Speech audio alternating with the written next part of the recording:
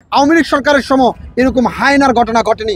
সেনাবাহিনী এবং পুলিশকে ব্যবহার করে জাতীয় পার্টির কার্যালয়ে প্রচুর পরিমাণ ফ্যাসিস্ট আওয়ামী লীগের লোক সেখানে অবস্থান করেছিল। নুরুল হক নূরের উপর এই যাবৎ অনেক হামলা হয়েছে। আন্দোলন সংগ্রামে নুরুল হক নূরের এই বাংলাদেশে গত 15 বছরের যে আন্দোলন হয়েছে সে আন্দোলনের সবচেয়ে বেশি যে দায়িত্ব পালন করেছে সেটি গণ অধিকার পরিষদ কোটা সংস্কার আন্দোলন থেকে শুরু করে। কিন্তু বিপিনুরের উপর যে হামলাটি হয়েছে এটি অনাকাঙ্ক্ষিত বলা যাবে না, দুর্ঘটনা বলা যাবে না, এটা একেবারেই পূর্ব পরিকল্পনা অনুযায়ী এই হামলাটি করা হয়েছে। আপনারা দেখেছেন গত 15 বছর শেখ হাসিনার আওয়ামী লীগ সরকারের সাথে 14 জনের সাথে শরিক হয়ে এই জাতীয় পার্টি বিরোধী দলের ভূমিকা পালন করেছিল।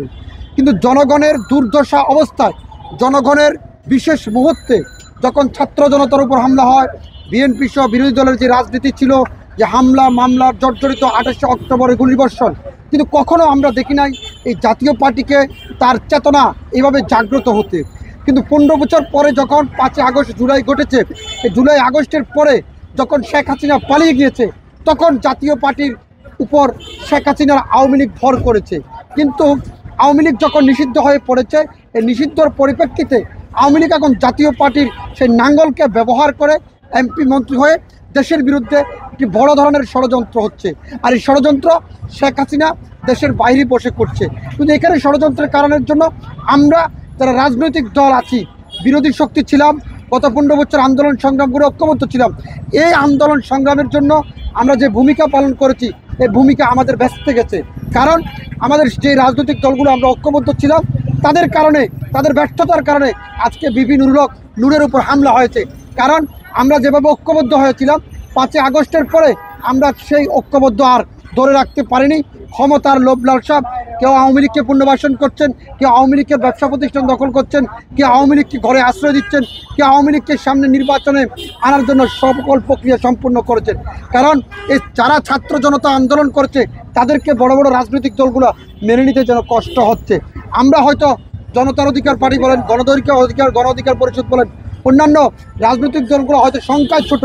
আপনি দেখবেন বাংলাদেশের রাজনীতিতে আপনি সবসময় একটা জিনিস ফলো করবেন, আওয়ামী লীগ, বিএনপি, জামাত, এই 3-4টা রাজনৈতিক দলের বাইরে অন্য কোনো একটি রাজনৈতিক দল শক্তি গড়ে উঠুক এটি বড় রাজনৈতিক দলগুলো কখনো চায় না।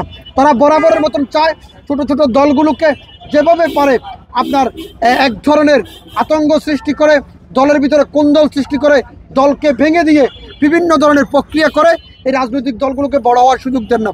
কারণ গণ অধিকার পরিষদ তৃণমূল থেকে শুরু করে 67 জেলায় তাদের সাংগঠনিক কার্যক্রম অনেক গতিশীল করছে।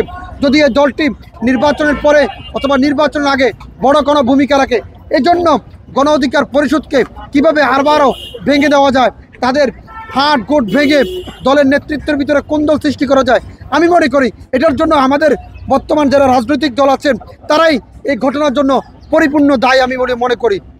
আমি বিশ্বাস করি এই ঘটনার সাথে শুধু জাতীয় পার্টি নয়, পুলিশ এবং সেনাবাহিনীর যেই ন্যাক্কারজনক হামলা হয়েছে এটা তীব্র নিন্দা জানাই। এই সেনাবাহিনী এবং পুলিশকে ব্যবহার করে জাতীয় পার্টির কার্যালয়ে প্রচুর পরিমাণ ফ্যাসিস্ট আওয়ামী লীগের লোক সেখানে অবস্থান করেছিল। আর এর মাঝখানে আমার মনে হয় কিছু আওয়ামী লীগের সন্ত্রাসী বাহিনী ঢুকে এই বিপিনুরের নেতাকর্মীদের উপর হামলা করেছে।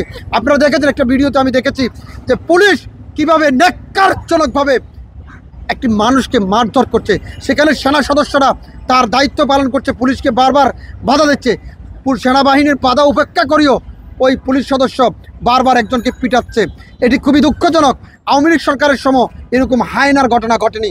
যেরকম এই বর্তমান সরকারের ব্যর্থতার কারণে আমি স্বরাষ্ট্রমন্ত্রীর পদত্যাগ দাবি করব না, আমি স্বরাষ্ট্রমন্ত্রীর দৃষ্টান্ত শাস্তি দাবি করি। আর এই কারণে দাবি করি বারবার স্বরাষ্ট্রমন্ত্রী হাস্যোজ্জ্বল মুখ দিয়ে জনগণকে বোকা বানাচ্ছে। এই জন্য আমি বিশ্বাস করি এবং মনে করি স্বরাষ্ট্রমন্ত্রীর শাস্তি হওয়া দরকার। আর উনি পদত্যাগ আসলে আমাদের সমাধানের রাস্তা নয়। কারণ একজন যাবে আরেকজন আসবে, সে যে এর চেয়ে খারাপ হবে না এটার কোনো গ্যারান্টি নেই। আমি শাস্তি দাবি করি।